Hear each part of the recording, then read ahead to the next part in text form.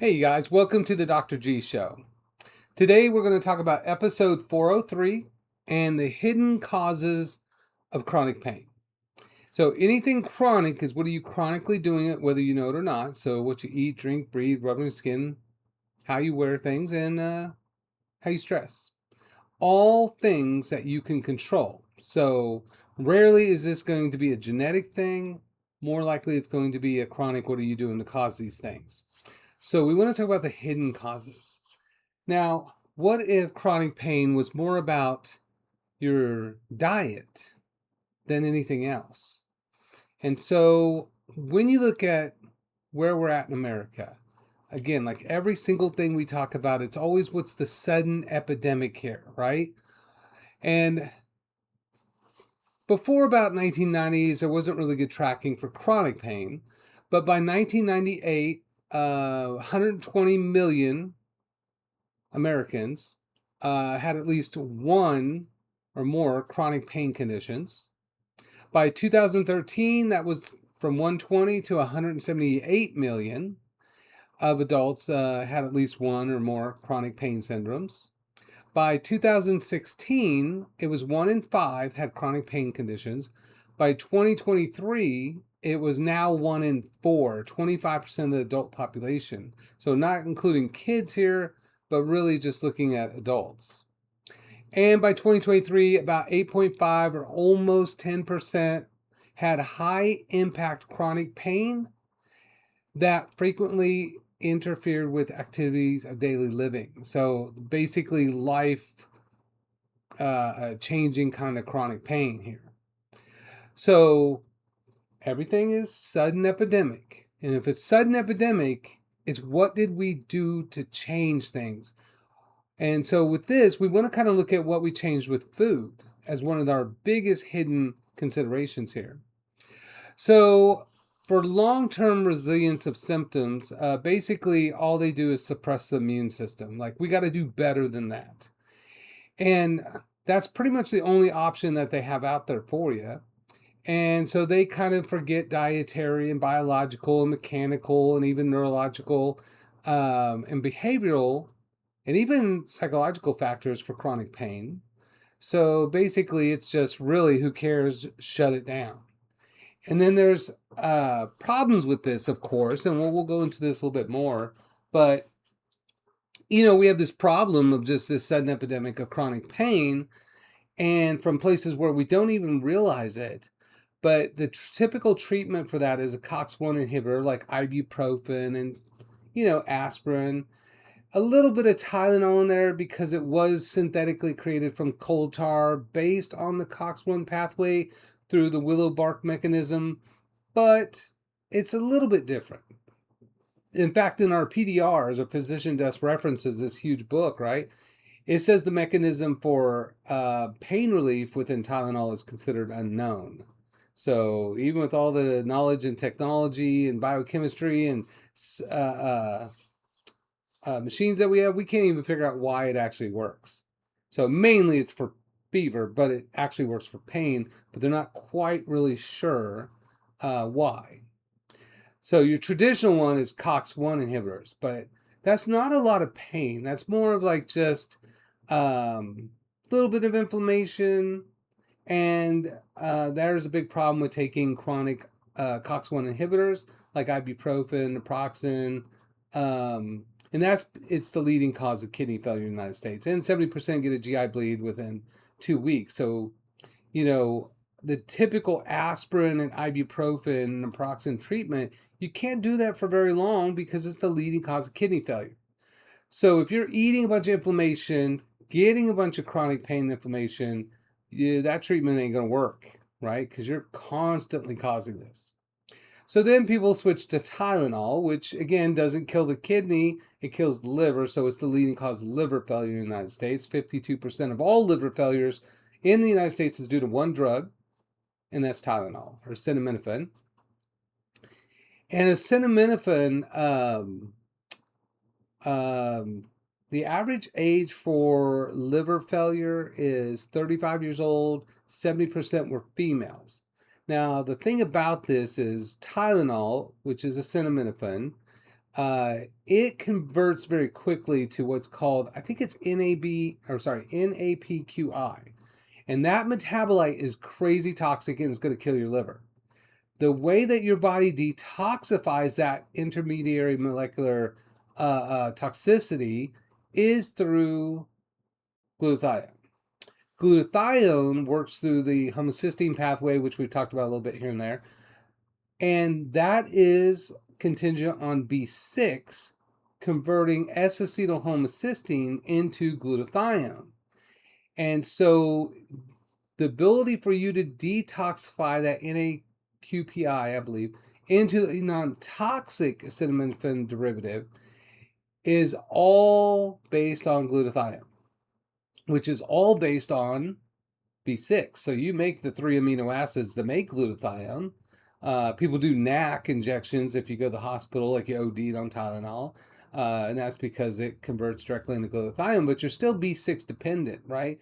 But what that means then, if 70% of all the liver failures are women, average age 35, then that means by 35, the majority of women don't have enough B6 to properly detoxify the metabolites of acetaminophen, even properly prescribed.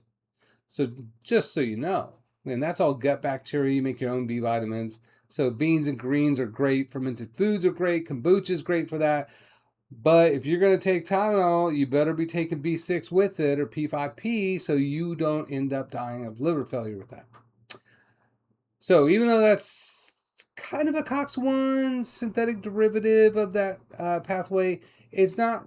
It's kind of independent of that. So it's a one-off, if you will.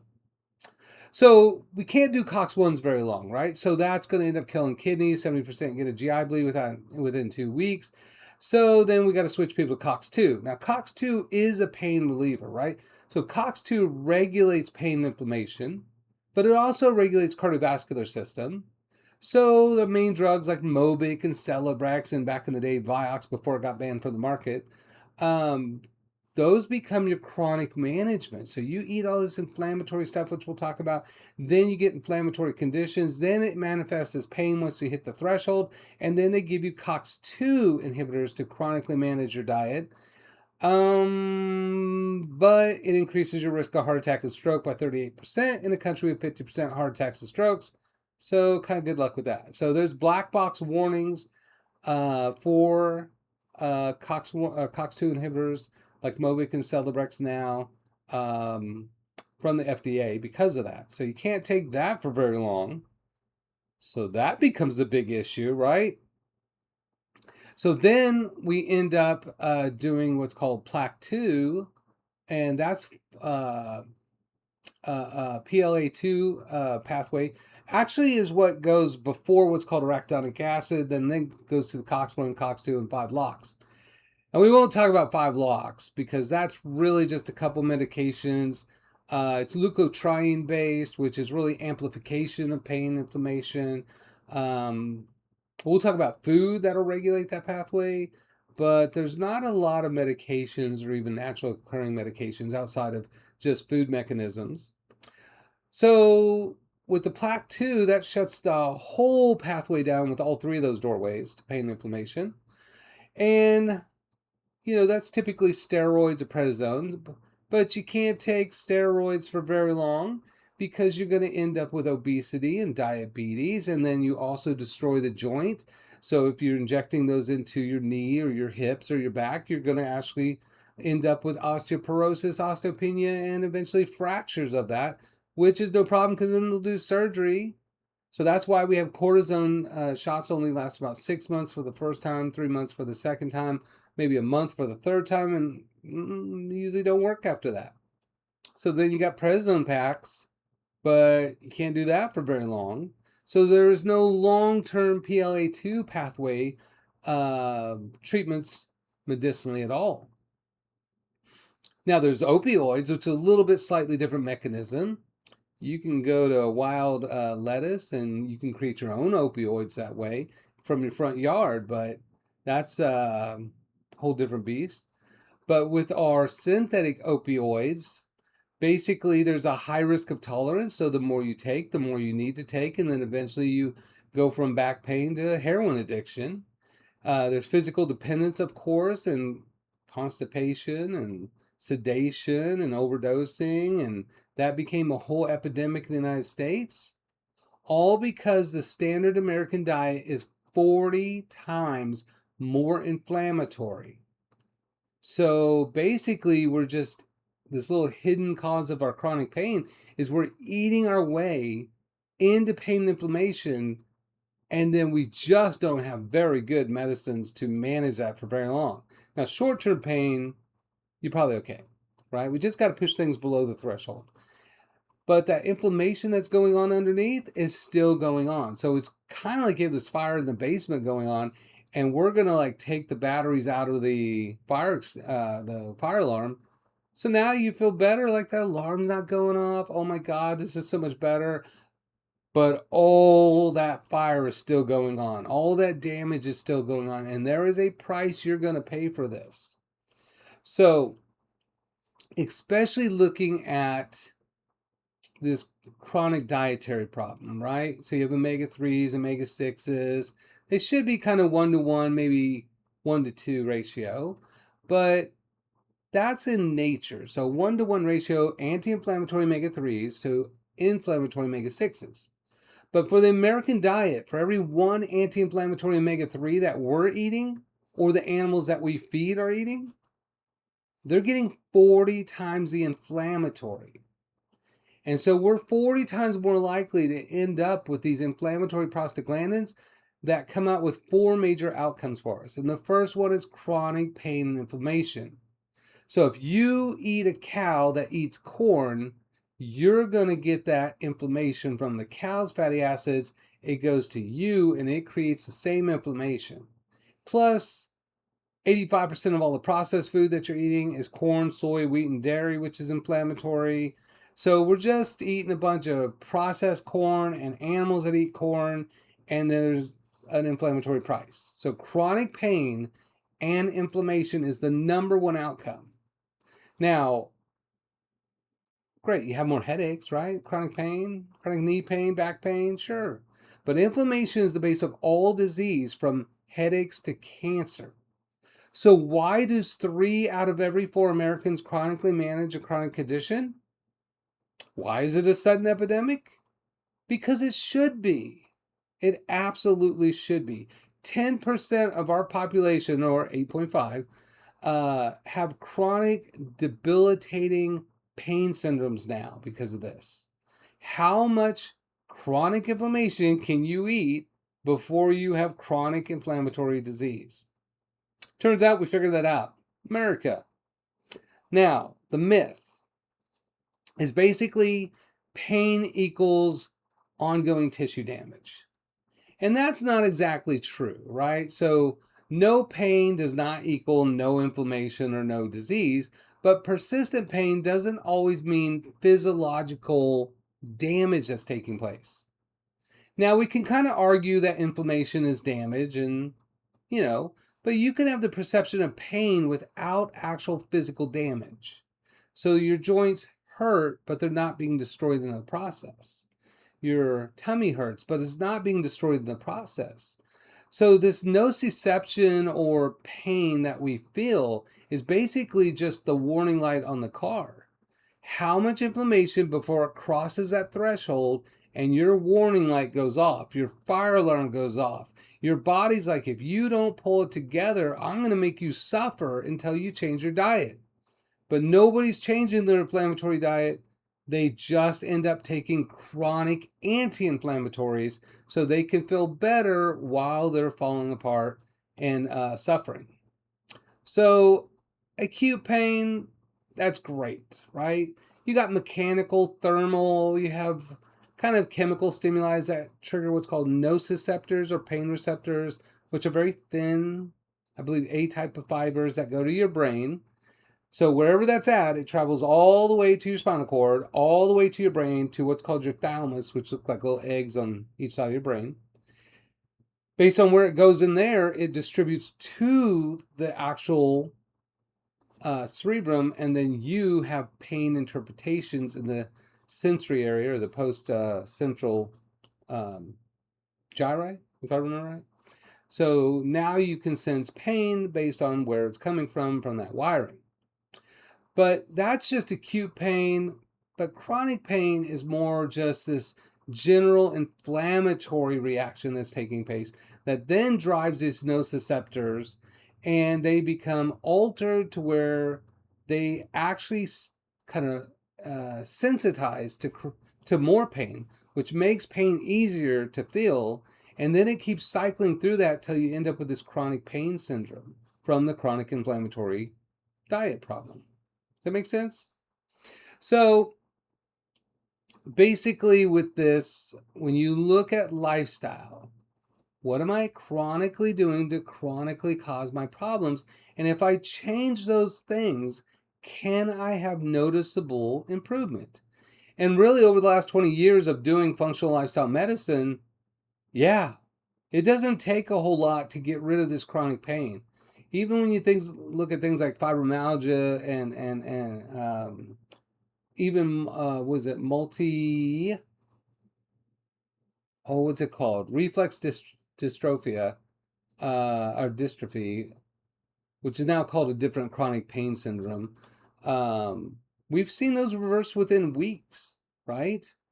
The minute you stop causing all this inflammation, that nociception reception goes away, and then you don't have to sit there and figure out how to kill your liver or kidney or your joints to get rid of this chronic pain.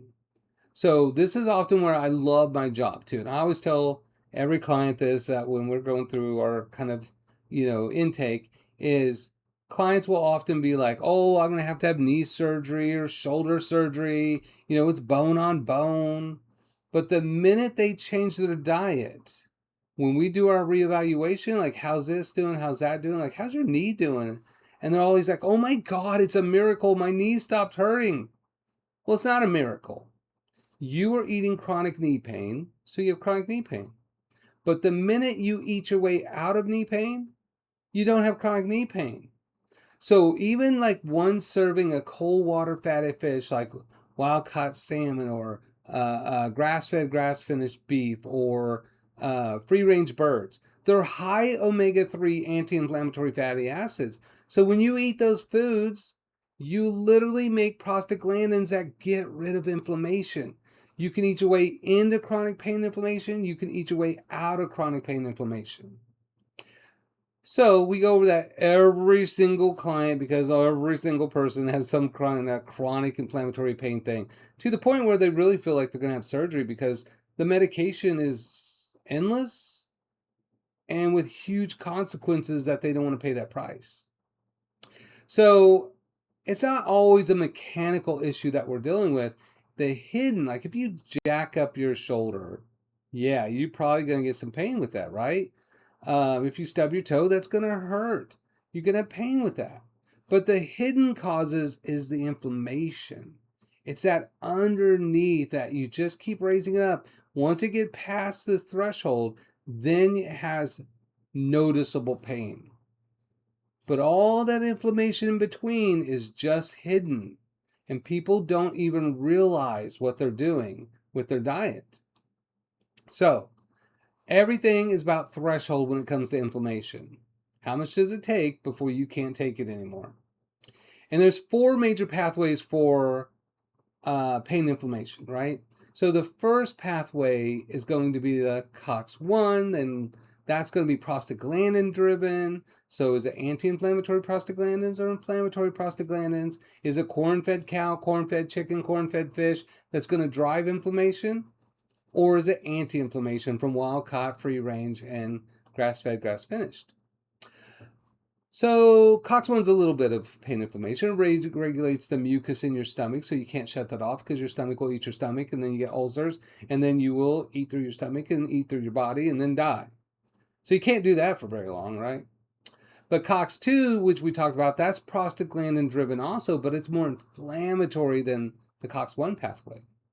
We just didn't have good COX-2 medications or supplements starting out. And of course, those didn't work out very well. The 5 LOX ones, again, that's more amplification. Think of like asthma, severe allergies, like really profound, life-ending kind of inflammatory reactions. But that plaque 2 is a really good one too, because that's the one that you have your injury or inflammation that reaches that threshold, and then it triggers the plaque 2, and then that triggers arachidonic acid, which then cascades into pain and inflammation. So we'll talk about that one a little bit too. So our clinical approach really is just know what you're doing to cause this chronic inflammatory problem and stop doing that. So, pretty straightforward kind of clinical approach to this, right? And when you look in, as we go through this stuff, it's rarely like, why do people have what they have? It's always, of course, that's what they have. So when we look at people at the grocery store and they're like, Bob has, diabetes and Mary has cancer and the kids have ADD, you should start being able to look in their cart and being like, yeah, that's exactly what should happen. Why do you have chronic pain? I can look in your cupboard and tell you why you have chronic pain. I can go out to eat with you and tell you why you have chronic pain. But it's always hidden to everybody else with this. Now, can we eat our way out of chronic inflammation and pain?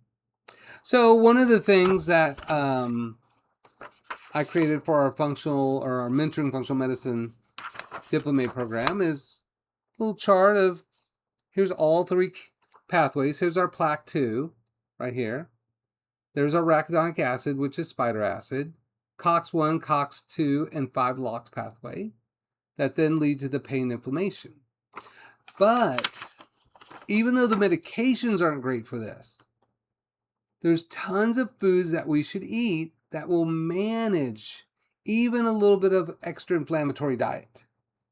So when you look at COX-1, which again is very mild inflammation and pain pathway, but that's our willow bark, our curcumin, which is turmeric. That's where our organic soy, tempeh, tofu, edamame, like that literally helps get rid of pain. Maitake, shiitake mushrooms. Omega-3 rich foods, so that's grass-fed, grass-finished, wild-caught, free range from the ocean, wild-caught from the ocean, free-range birds. Green tea, spinach, garlic, leeks, and ginger, which is kind of like the Mediterranean and Asian diets, right? So every time they're eating this food, they're knocking down pain and inflammation through that COX-1. Now, COX-2 is almost duplicated with this, so you'll notice it's the same stuff over and over. That's why it's not rocket science to each way out of inflammation or each way into inflammation. So if we look at COX-2s, our major contributors are ginger and turmeric. Now, half the world eats turmeric on a regular basis. Not so for Americans, right? Turmeric and ginger are very, very powerful pain relievers. But we're back to garlic. We see the overlap of green tea again. Now, black tea is oxidation, but green tea is antioxidation. Toss in berries and cherries and tomatoes and dark greens, olive oil again, and nuts and seeds and citrus. So fruits, vegetables, nuts, seeds, berries, legumes, and greens, right? Of course, right? But now, when you think about those foods, especially olive oil, your shoulder can hurt and you can put olive oil on there. So every time you cook with olive oil, you're knocking down pain and inflammation. Every time you finish off with olive oil, you're knocking down pain and inflammation. So that means I want to use an oil in a country where we have 40 times the inflammation that's constantly knocking down pain and inflammation. Now, the 5 LOX, we said there's not a great series of medications for that. We don't really take pain relievers for that. There's maybe one 5 LOX Zyflow, but it has black box warnings and issues with it. So the medication is not very good. This is amplification of leukotrienes, which is usually colds and flu kind of reactions here. But think about this. Pomegranates, garlic again, onions, of course. Those both have bromelain in there that knock down inflammation and edema. Rosemary, basil, sage, so lots of the herbs, standard herbs. Berries and grapes, so back to red wine. Apples, which of course have bromelain. Broccoli, which is cruciferous or brassicas. Cinnamon, and even oregano. So again, just kind of Mediterranean and Asian cooking. are dramatically going to improve even the amplification of pain and inflammation. Now, what about that plaque 2, right? So plaque 2 is what shuts down all this process. So that's our steroid one for pharmaceuticals or prednisone. But this is where we got frankincense. Now, frankincense I call Jesus oil because one of the 3 oils that the 3 wise men, which there wasn't 3 wise men, and they didn't visit with a baby. It was a toddler probably by then. But we'll go with the story for now. But they apparently brought frankincense, which is a pain reliever, myrrh, which is antibiotic, and gold so they can have a 7-finger or maybe a 5-finger gold ring that says Jesus, right? So bling. But pain reliever and antibiotics. So the first 2 presents were essential oils that are powerful, powerful medicines. So boswellia is the active ingredient in frankincense resin. So you can take frankincense, you can rub it on your knee, and it'll go from the outside inside. It will shut down all 3 pathways for pain and inflammation. But internally, you take boswellia. And boswellia is the active ingredient in frankincense that you take internally for pain and inflammation. We see turmeric on here again. We see rutin, which is from root vegetables. Quercetin, which is from apples and onions, of course. Stinging nettle. Now, that's a free thing that grows in your yard that you can harvest and make for free. Butterbur. I don't really do a lot of butterbur, but that's a good one. Ginkgo biloba. Aloe vera, again, olive oil, green tea, fruits, vegetables, nuts, seeds, and even pink peppercorn. And so a lot of our patients or clients will have sensitivities to black peppercorn, which is the same as red and white. So they do pink peppercorn, which is totally different species. But that's a pain reliever, right? So when you look at all the plaque 2s, all the 5-LOX, all the COX-2, all the COX-1s, it's basically the same handfuls of food. Lots of fruits, vegetables, nuts, berries, legumes, and greens. And of course. So Americans, we will eat 1 fruit or vegetable a day at best. But we're eating 40 times the inflammatory. We're not reversing anything here. So we just rely on medication intervention, which then it kills our kidney and liver and causes GI bleeds and destroys our joints. So that dietary change is a radical choice for anti-inflammation in our lives. And there's nothing better than watching people go from shoulder pain to knee pain to neck pain to no pain, just from these dietary changes. So our clinical approach is always know what causes the problem, teach people to stop causing the problem, and genetically and physiologically restore. You're designed to restore back to normal function, which we call restorative physiology. We see this all the time. Been doing this for 20 years, and 95% success rate or for chronic pain inflammation too. So you're looking at half the population or more with chronic, well, half the population with chronic, quarter of the population with chronic pain. 3/4 of the population with chronic inflammatory conditions. So this is a huge issue. This touches on almost everybody you know. Now, so basically, we don't want to chronically manage. We just want to teach people to stop causing this. And actually, that's funny. Nope, that's not right. That's funny. Okay. Well, I had duplicates there, but I had different directions I was going on those. So the takeaway for all this is chronic pain is not a disease. It's a normal expected outcome to passing a threshold of how much inflammation before you end up having pain, how much pain till you end up having chronic pain. So it's not a disease. It's an absolute expected outcome here from your hidden causes like your diet. And so what if you could just drastically change your diet and not have chronic pain anymore? Like, that's really the question we should be asking with every single client that comes in that's dealing with chronic pain. So in the Dr. G show, this is kind of like a nice taste test of understanding this different perspective of like, we don't want to manage with supplements. We don't want to manage with medication. We want to teach you to stop causing the problem, right? That's your cheapest, easiest solution. And then you get to save your joints and your liver and your kidney. All right. So I think that's pretty good. I'll try to figure out a way I can post this so you guys can download your version too. Now, dose-wise, one of the big things is you always want to look at when you do an herbal. Like, again, if you're going to do pain management for here and there, do it naturally, right? Your turmeric, your ginger, your fish oils, maybe willow bark, but really it's a COX-1, so it shouldn't do too much in the first place. But especially boswellia. And for the most of those doses are about 500 milligrams. Something like turmeric, you want 95% curcuminoid.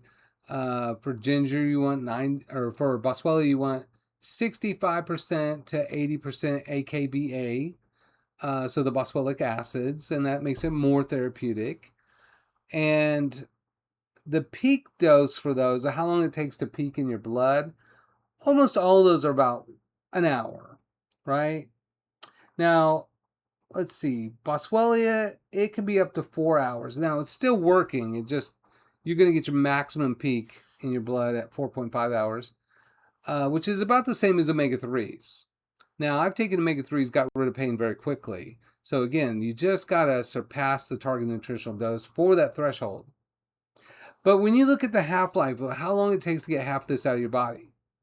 So the half-life of turmeric is 6 hours. So you should expect a good 6 hours of good therapeutic dose, even though it takes about an hour to reach that dose. Ginger is about the same, it's 1 to 3 hours. Now, boswellia, it takes a while to get peaked, but it's 6 hours. So again, it's a twice a day kind of thing when you look at that. But omega-3s, even though it takes like up to 5 hours to hit the very peak threshold, it takes 36 hours to 48 hours, or almost 2 days, to get half of that out of your body. So this is where you want to do like a turmeric or a ginger as a starting dose with the omega-3s. So that way, by the time the turmeric and ginger kind of peak out, that omega-3 is maintaining that pain relief. Now, the only caution I have with this is we don't even want to do that, okay? Short-term pain, acute pain, yeah, definitely. Knowing those thresholds and knowing the peaks and the half-lives are great. But you don't want to just take even natural things to reduce the inflammation of your diet. We really just want to stop eating 40 times the inflammatory fatty acids through processed corn products and like junk food, and also through corn-fed feedlot animals or farmed fish or farmed birds, right? So that's really our main goal when it comes to that. And then if you switch from inflammatory corn oil to anti-inflammatory olive oil, well, now you're definitely reducing all the inflammation so that it doesn't reach that threshold, and then you get to be pain-free. So again, I love my job because this stuff, once you know these hidden causes, it is so much easier not to be in chronic pain. All right, please like, subscribe, share this. Help this information get to people in your community and your church and your families that are dealing with chronic pain and don't know what to do with it. And then for people that want to be clients, we always, with the Dr. G Show, kind of offer 50% off your consultation if you visit genomicwellnessgroup.com. So that way, whatever horrible thing you have, we can help you reverse that very quickly. Now, for doctors and nurses and health coaches that want to learn to practice this way, we have the Mentoring Functional Medicine program. So that's mentoringfunctionalmedicine.com, and there's a 300-hour postdoctoral dual diplomate program. You also should watch our Friday webinars. So we're going to talk about our clinical blueprints for pain, blueprints for reversing Crohn's, all these kind of like systematic approaches that everybody should start to kind of think about and implement to reverse these chronic diseases that most people are just managing. And then we also have our grand rounds where we're presenting cases. There should be about 2 cases each grand rounds. So kind of showing other doctors and other physicians and health coaches and the public of like, hey, look, here's someone else that had Crohn's. Here's what we did, and this is how quickly it resolved. So we just did our first two, which is girls sweating blue for 16 years and 13-year-old with reversing Crohn's. But you'll be surprised as we go through those case studies. Like, these are pretty profound, horrible diseases that we reverse very, very quickly. Your body is just waiting for you to stop causing it and start fixing it. And then follow us on social media. And so we have our YouTube channel, we have our Facebook, Instagram, and TikTok for the Dr. G Show. We'll try to facilitate those to make it easier to kind of see what's going on. We're going to have a ton of social media stuff that we're posting, along with the constant Dr. G shows, the grand rounds, and the Friday webinars. So trying to really put stuff out there for you guys to kind of understand that and appreciate how easy this really is. And it's such a great investment to stop causing problems. Like, most places we save people about $6,000 to $25,000 a year because you're not chronically managing, going to the hospital, all this kind of stuff, having surgeries. So we've helped clients avoid lots of surgeries over the years, which has been really just kind of inspirational and helpful. So I appreciate you guys. Hope you keep watching. Bye-bye.